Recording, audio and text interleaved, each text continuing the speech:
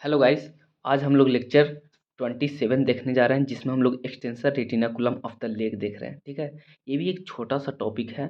ठीक है, ये बहुत ही रेयर केस में पूछा जाता है लेकिन हम लोग समझेंगे इसको। ठीक है, extensor retinaculum of the leg. तो एक्सटेंसर रेटिनाकुलम लेग क्या कहता है, देखो ध्यान से समझना। Around the ankle and the deep fascia is thicken to form the bone that is called retinaculum. देखो जो डीप फेसिया जो अपना है ना, वो क्या होता है कि आगे जाके मतलब रेटिनाकुलम बनाता है। ठीक है, और on the front of the ankle, देखो ध्यान से समझना। In the front of the ankle, in the front of the ankle the superior and inferior extensor retinaculum form होता है। देखो ध्यान से समझना दोस्त, बहुत ही इंपॉर्टेंट वीडियो है। ठीक है, on the in the front of the ankle superior and inferior extensor retinaculum का फॉर्मेशन होता है। ये चीज़ देखो यार, बुक पढ़ोगे तो मिल जाएगा, सारा चीज़ मिलेगा, लेकिन इतना आप पढ़ोगे तब तो ये वीडियो देख लो 2 मिनट का। ठीक है, अब देखो, in the front of the ankle superior and inferior extensor retinaculum मिलता है। Laterally there is a superior inferior peroneal retinaculum, जो हम पिछले लेक्चर में बात किए थे, पेरोनियल रेटिनाकुलम, ये भी पढ़ेंगे हम लोग।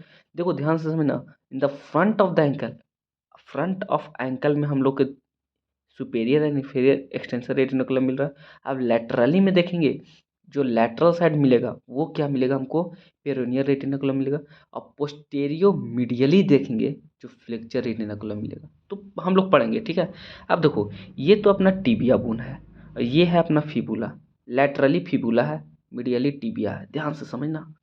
ठीक है, अब देखो, ये जो एक हरा वाला दिख रहा है ना, ये है रेटिनाकुलम, इसको बोलते हैं सुपेरियर एक्सटेंसर रेटिनाकुलम। और जो ये inferior extensor retinaculum Y shape जो दिख रहा है ना, वाई शेप, इसको बोलते हैं इंफीरियर एक्सटेंसर रेटिनाकुलम, जो वाई शेप में दिखता है।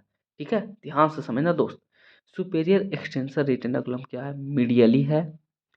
It is attached to the medial part of the tibia and laterally it is attached to the anterior border of the fibula. ध्यान से समझना। अब देखो, जो inferior extensor retinaculum, this is the Y shape and deep fascia situated in the front of the ankle joint and over the posterior part of the dorsum of the foot. ठीक है, ध्यान से हो गया।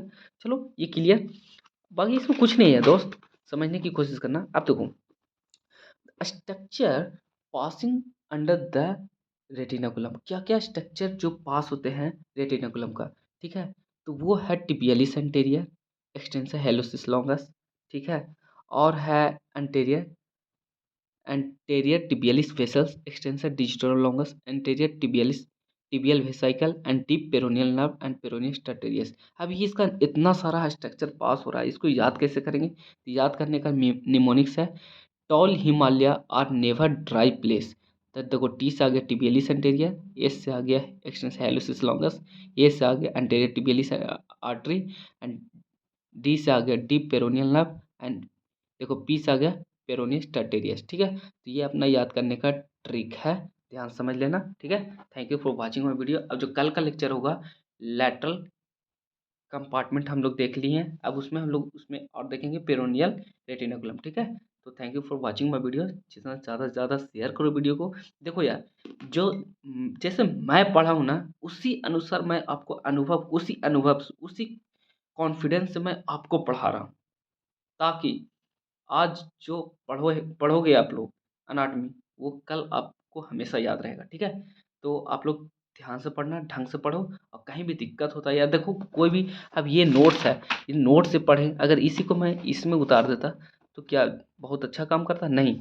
ये जितना मैं इसमें टाइम बर्बाद कर रहा हूँ ना, मैं अगले लेक्चर में टाइम दे दूंगा। ठीक है, तो आपको इससे अच्छे से पढ़ लो, और नहीं समझ में आए तो आपको हमेशा वीडियो क्वालिटी बढ़ाना। ठीक है, समझ में आ जाएगा। Thank you for watching video.